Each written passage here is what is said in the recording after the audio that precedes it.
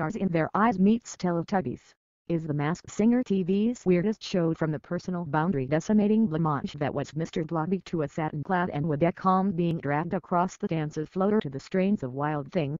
Saturday night TV is long and built on inanity, ridiculousness and highly disconcerting fever dream sequences.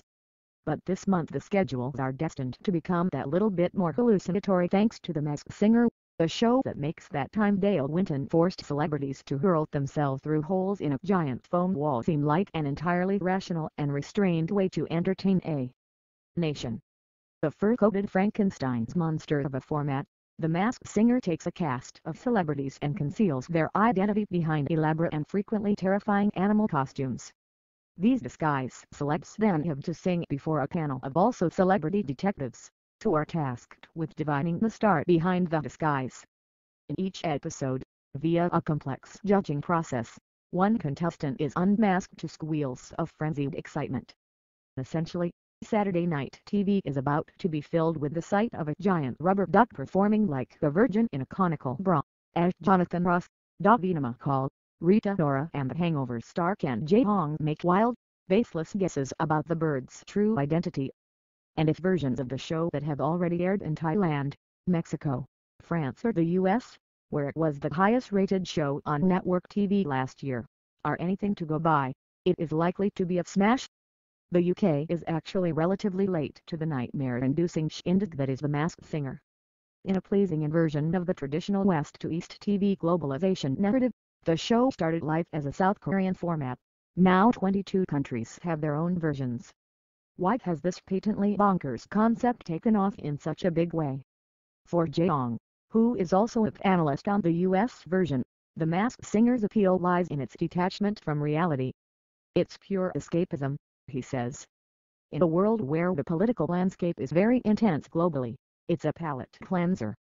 There is nothing partisan or political about this show. By the same token, you could view its WTF era as a reflection of surreal times. Godsmacking political developments and outrageous opinions now form society's baseline hum. Perhaps we need something even stranger to cut through the noise. What's certain is that The Masked Singer is a traditional shiny floor show machine tooled for the modern world. It is designed to appeal to an Instagram generation, says executive producer Derek McLean.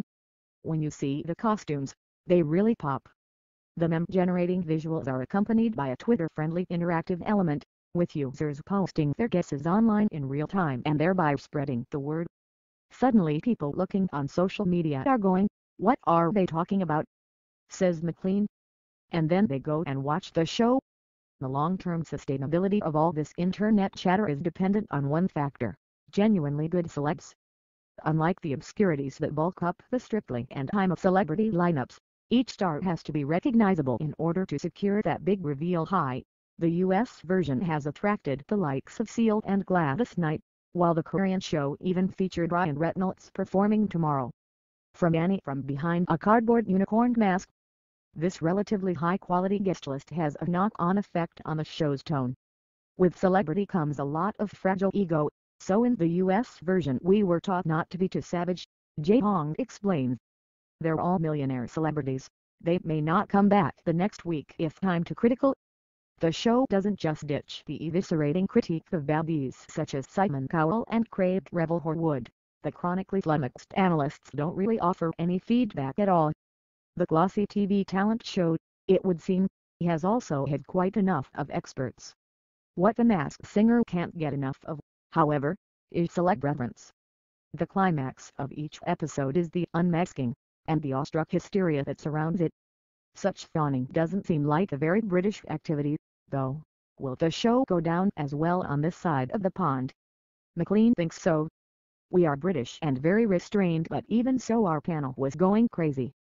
He is also of the mind that, despite the show's Korean origins, it fits in with our light entertainment heritage. It feels like a very British show. It's got all the tropes of dressing up in silly clothes, guessing games, parlor games. It is true that there are shades of classic Brit TV in The Masked Singer. At times it seems like the unholy alliance of stars in their eyes, through the keyhole and Teletubbies. It remains to be seen whether Britain will embrace The Masked Singer in the way other countries have. Will its hair-raising absurdity and bombastic witlessness bring the public together? Can we put aside our differences to brainstorm the identity of the man singing black magic dressed as a debonair hedgehog? Will we unite in ecstasy when the haunted doll hybrid finally removes her mask? For the sake of our embittered, divided nation, and the future health of Saturday night TV, let's hope the answer is yes.